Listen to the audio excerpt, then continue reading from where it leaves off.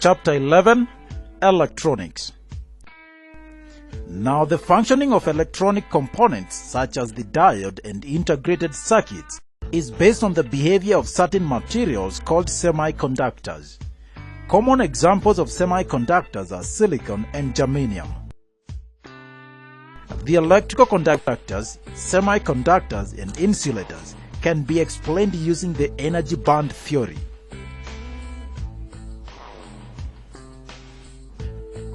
An atom consists of a central nucleus containing positively charged protons and neutrons, which are electrically neutral. The nucleus is surrounded by negatively charged electrons orbiting in layers or shells. Electrons in the inner orbits have least energy and are tightly bound to their orbits due to nuclear attraction. Electrons in the outermost shell experience weaker binding force and can break from their orbits to become free electrons, which can move within the material under the influence of an EMF.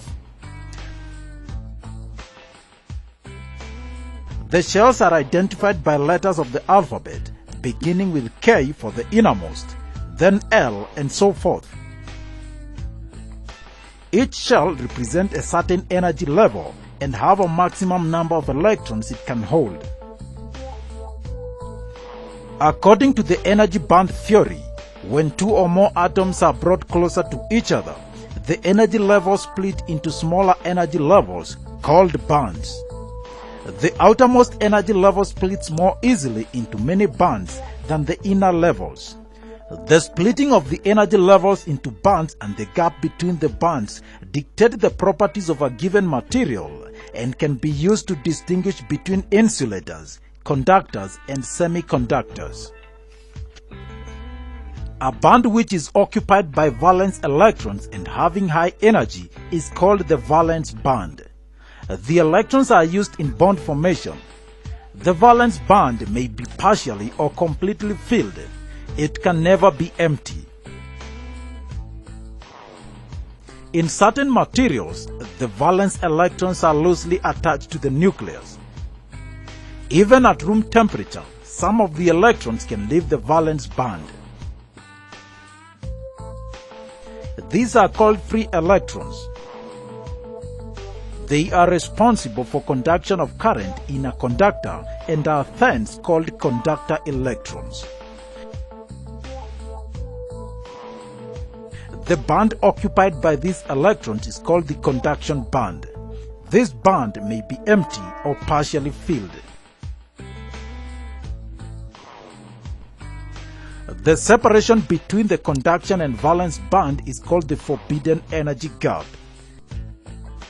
If an electron is to be transferred from a valence to a conduction band, external energy is required, which is equal to the forbidden energy.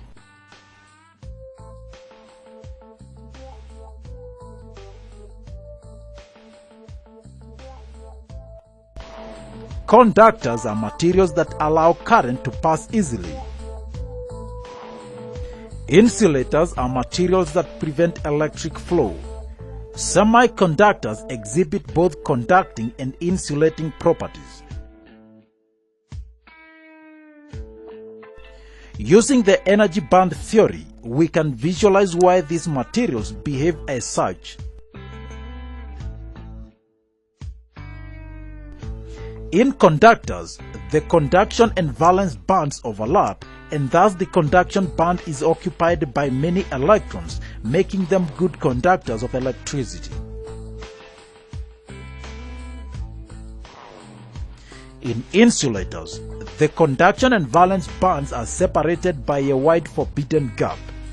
For an insulator, the valence band is completely filled by electrons, which are tightly bound to the atoms, but the conduction band is empty. The two bands are separated by a very wide forbidden gap, so the electrons are unable to gain enough energy to jump from the valence band to the conduction band. In semiconductors, the valence and conduction bands are also separated by a forbidden gap, but for the semiconductors, the gap is narrower compared to the insulators. This enables some electrons with enough energy to jump from the valence band to the conduction band fairly easily. At low temperature, the semiconductor behaves like an insulator, since there is no free electrons in the conduction band. At high temperature, electrons excited by heat can gain enough energy to jump from the valence band to the conduction band. When this happens, the electrons leave holes in the valence band which behave like positive charge carriers and can also move freely. When a potential difference is connected to the semiconductor, the holes and the electrons move in opposite directions and are called the charge carriers. Let us see how that happens in their real structures. The two common semiconductors are silicon and germanium. They have 4 electrons in their outermost energy shell. In their structure, each atom forms 4 covalent bonds with 4 other atoms. So all the valence electrons are utilized and are contained in the valence band. There are no free electrons in the conduction band at low temperature. This is a better model of the crystal lattice of either silicon or germanium. You can see the valence electrons in the covalent band and no free electrons in the conduction band. How do holes and electrons come about? Although the covalent bond is strong, it's nonetheless imperfect. Therefore, if some heat is applied, some electrons will gain sufficient energy and break from the bond zone to become free and available charge carriers. Whenever this happens, a space is left behind, and this space is the hole. Because the electron is negatively charged, the hole is associated with a positive charge. So it will break the covalent bond, sending the electrons from the valence band into the conduction band. This leaves in its place a hole, which is associated with a positive charge.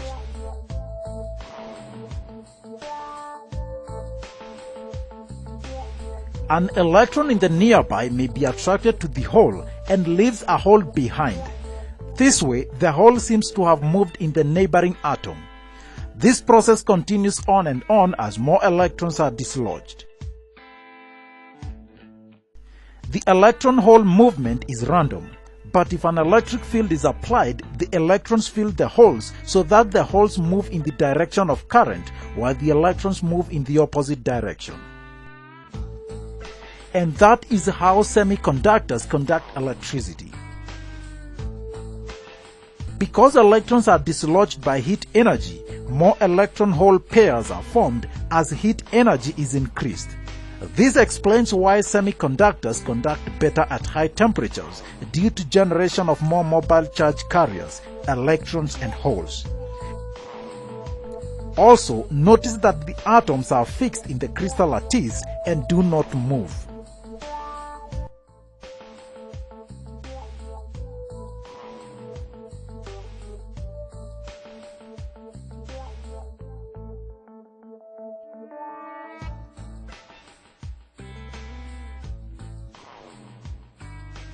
Intrinsic and extrinsic semiconductors. Keep in mind that in a pure semiconductor like silicon and germanium, every time an electron is dislodged, a hole is created. So at any given point in time, the number of electrons equal to the number of holes. An intrinsic semiconductor is a pure form of a semiconductor like silicon or germanium. Small quantities of impurities may be added to an intrinsic semiconductor to enhance conductivity. This is called doping, and the resulting semiconductor is called extrinsic.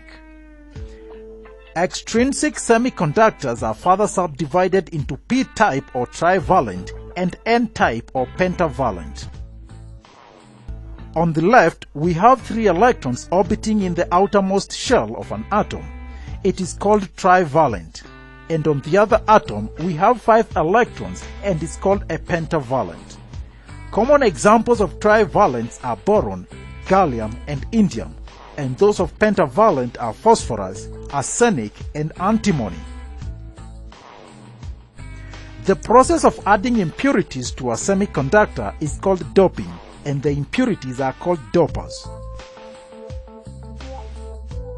In case of trivalent, 3 electrons of boron will form 3 bonds with silicon, and as for the 4th electron of silicon, there will be a hole.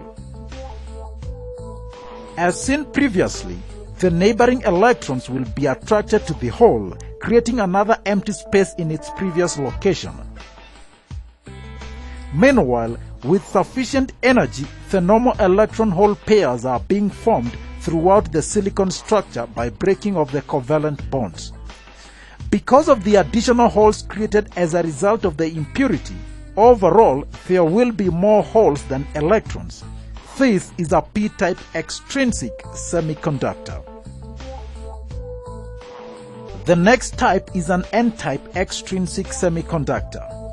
Here, the impurity atom will have 5 electrons in the outermost energy shell. But silicon requires only 4 electrons to complete its bonding. So we shall have an extra electron in the structure. So we get a net negative charge due to this extra electron, hence the name n-type.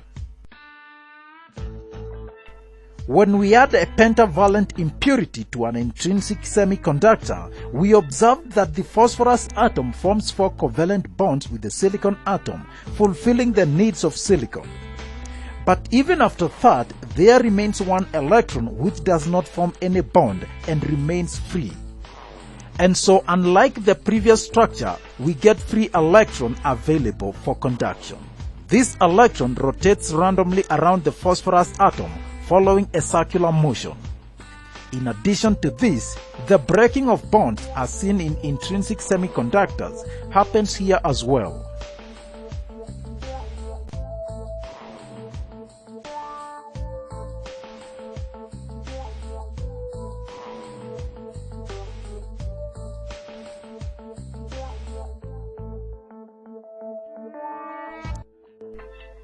The p-n junction.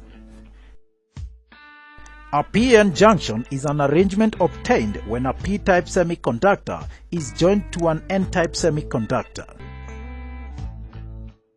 This is a p-n junction.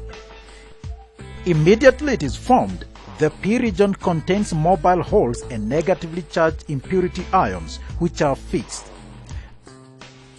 The n region contains positively charged impurity ions which are fixed and mobile electrons. Many electronic devices use a p-n junction.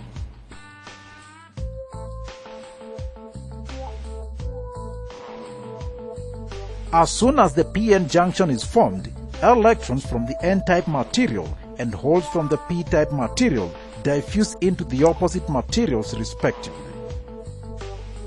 The electrons and holes diffusing towards each other combine near the junction. Each recombination eliminates a hole and an electron. As a result, the positive donor ions in the n region and the negative acceptor ions in the p region are left uncompensated. This forms the depletion region. This is named so because it is depleted of mobile charge carriers. The holes trying to enter the p region are repelled by the uncompensated positive charge on the donor ions, and the electrons trying to enter the n region are repelled by the uncompensated negative charge on the acceptor ions. As a result, potential difference is established across the junction. Soon it becomes large enough to prevent further movement of charge carriers. This is called potential barrier or junction barrier or height of the barrier. You can clearly see that the potential barrier VO that is set up gives rise to an electric field that prevents the respective majority carriers from crossing the barrier region.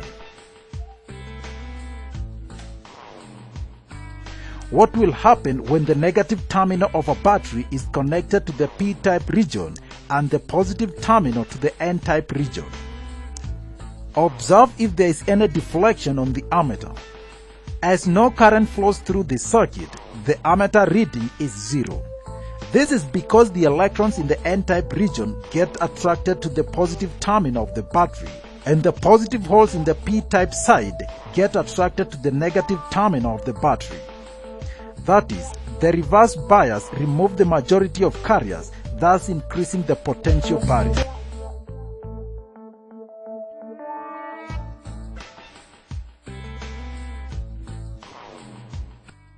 What if connected as shown here? Holes and free electrons enter the depletion region due to repulsion at the respective terminals. The reduction of potential difference of this region causes a large number of charge carriers to diffuse across the junction. Holes travel to the right and electrons to the left, constituting a current in the same direction. Thus, the p-n junction allows current carriers to flow through it if the junction is forward biased. A device that allows current flow only in one direction is called a diode. Thus, a p-n junction can be described as a diode.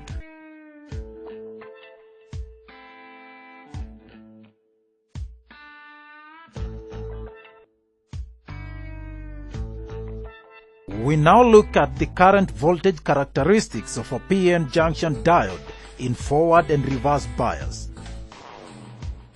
We have seen that a p-n junction diode is formed when a pure semiconductor is partly doped, such that the p side has holes as majority charge carriers and the n side has electrons as the majority charge carriers.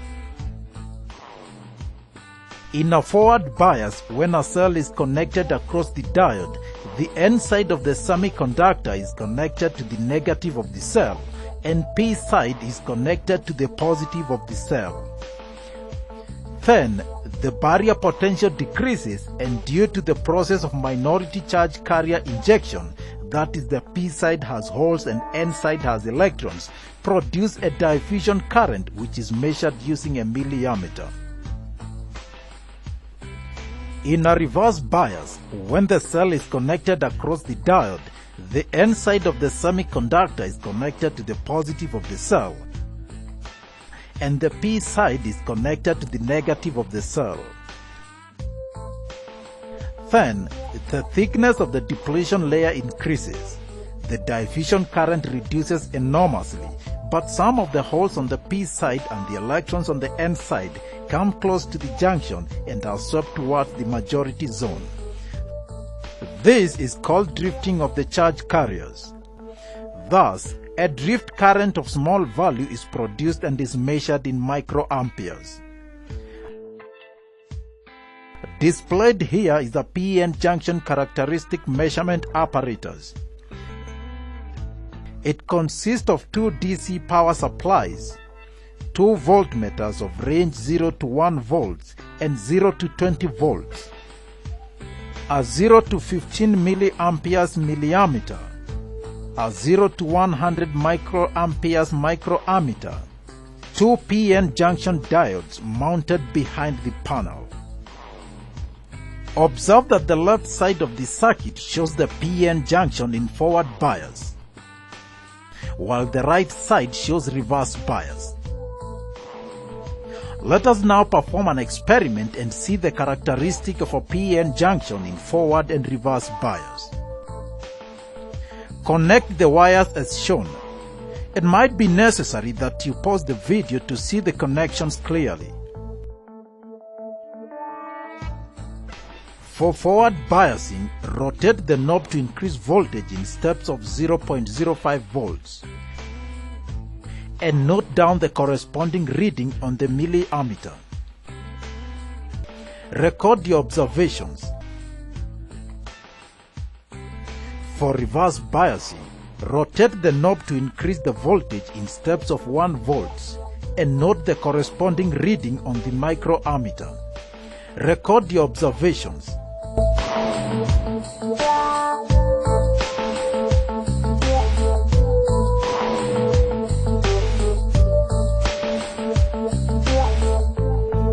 Let us plot the observations on a graph, taking forward voltage along x-axis and forward current along the y-axis. Reverse voltage along negative x-axis and reverse current along negative y-axis. Observe that in forward biasing, the forward current initially remains zero till the barrier potential of the junction is reached. Thereafter, the current starts increasing slowly in the beginning and then rapidly. The value of forward bias voltage at which the forward current just starts increasing is called the cut-in voltage or threshold voltage or breakpoint voltage. Calculate the slope of resistance Rf in the upper portion of the graph where the value of voltage is less, the value of current is more, and the graph is steep. This value is generally less than 100 ohms and is referred to as the dynamic value of resistance in forward bias. As the voltage is increased from zero, a very small current flows through the diode because forward bias voltage is insufficient in opposing the potential barrier.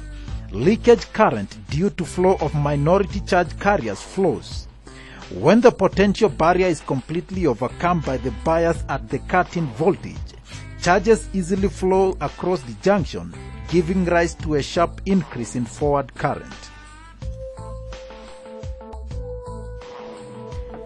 In reverse biasing, when the reverse bias increases, there is a very small reverse current flow which remains almost constant, independent of the bias voltage.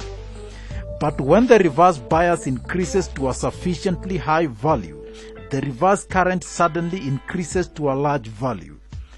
This voltage at which the reverse current increases sharply is called the breakdown or Zener voltage of the junction diode. Calculate the slope in the upper region of the graph where it takes a curve. Note that the value of the reverse bias resistance is of the order of 10 to the power 6 ohms, as the diode offers more resistance in reverse bias. This value is also referred to as the dynamic value of resistance in reverse bias.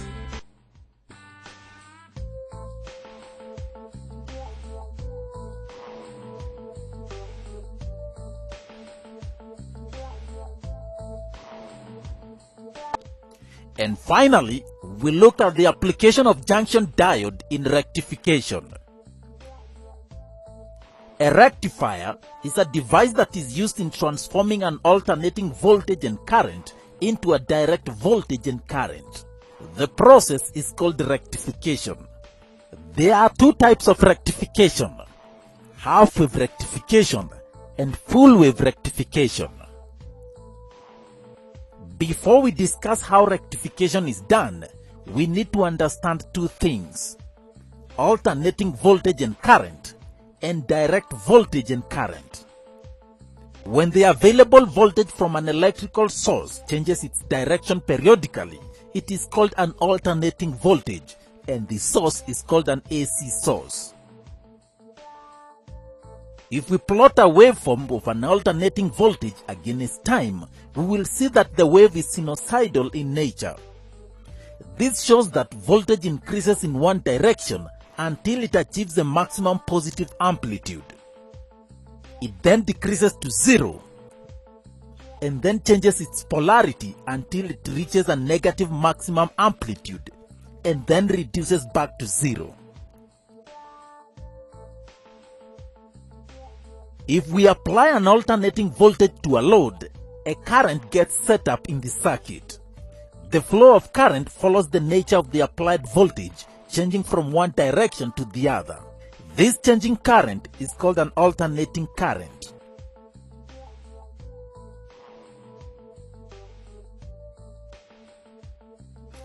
And now direct voltage and current. When the available voltage and current does not change its direction with respect to time, then it is called a direct voltage and current respectively.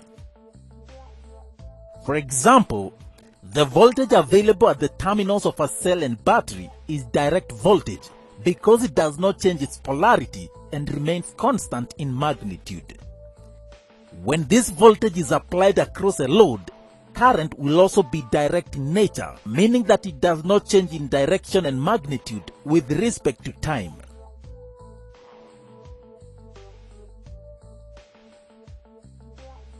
A semiconductor diode has two terminals, anode and cathode.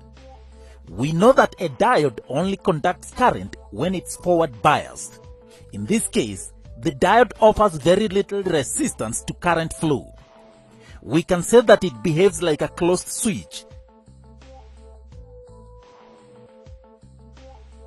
When reverse biased, the diode does not allow flow of current, and that is because the anode is at a low potential and the cathode at a high potential. In this case, the diode acts like an open switch.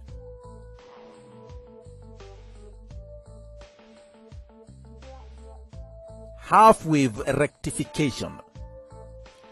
When the available voltage is alternating, but the required one is direct voltage, conversion is done. It is called AC to DC conversion or simply rectification. The circuit used is called a rectifier. This is a half-wave rectifier. It consists of an AC supply, a step-down transformer, a diode, and a DC electric load, which is basically an electric device that runs on direct current, like a bulb.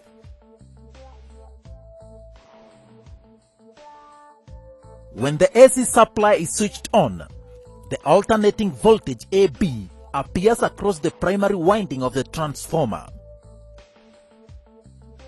This voltage is reduced to a level suitable for the diode and the load on the secondary winding of the transformer.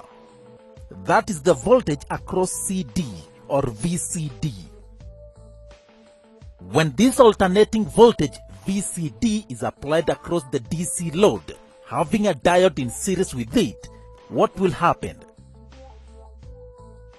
During the positive half cycle, the terminal C is positive and D is negative. Under this condition, the diode is forward biased because the anode is at a higher potential with respect to the cathode. So the diode behaves like a closed switch, allowing a current to flow through the load. The current varies in magnitude as shown here, just like the voltage. During a negative half cycle, the terminal C is negative and D becomes positive, and hence the diode is reverse biased. It therefore does not conduct and no current flows through the circuit. Thus, during the negative half cycle, no voltage appears across the load. And then we make into another positive half cycle when the current flows. These positive and negative half cycles will continue unless the load is disconnected. And so from these graphs, we notice that the input voltage has both the positive and negative values. It is alternating. The output voltage and current only have the positive values, and so the diode cancels out the negative values. The plateau section tells us that the output is not a continuous direct current but a pulsating DC wave. Since only half the cycles of the output wave are used, it is called a half-wave rectifier.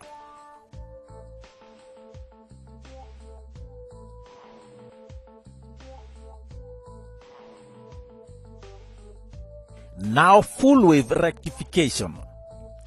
Full-wave rectification is divided into two: full-wave bridge rectifier and full-wave rectifier with center-tap transformer. The difference is in the elements used. Full-wave bridge rectifier. Full-wave means that the rectification happens in both the negative and positive cycles. The setup used is similar to a Wheatstone bridge. It consists of an AC supply, a step-down transformer, 4 diodes D1, D2, D3 and D4, and a DC load which could be a bulb. When the AC supply is switched on, the alternating voltage VAB appears across the primary winding of the transformer. This high voltage VAB is reduced to a level suitable for the diode and the load, On the secondary winding, VCD is the voltage across point C and D. During the positive half cycle, the terminal C is positive and the terminal D is negative. Under these conditions, the diodes D2 and D4 are forward biased. They thus behave like closed switches. Therefore, current flows through the load through this path during the positive half cycle in the direction A to B. This current varies in magnitude as shown on the graph.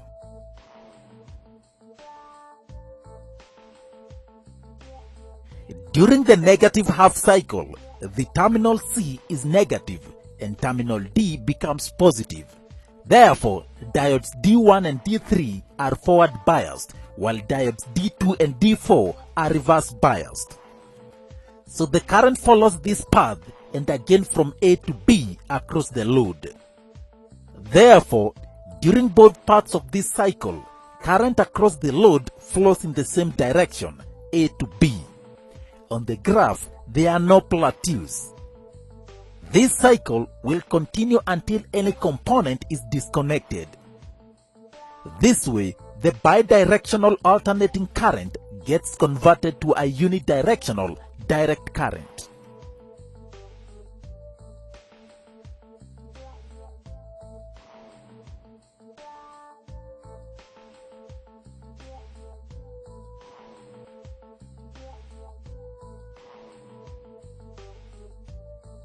And finally, the center tap full wave rectifier. And so for a bridge full wave rectification, we require 4 diodes. Full wave rectification can also be done using only 2 diodes when we use a center tapped transformer. These diodes, D1 and D2, are connected to the opposite ends of a transformer. The center tap is usually considered a ground point or the zero voltage reference.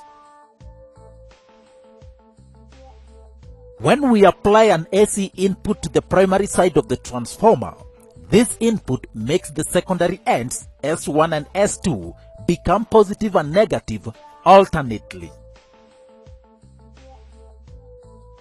For the positive half of the signal, the secondary terminal S1 is positive. Ground point will have 0 volts and S2 will be negative.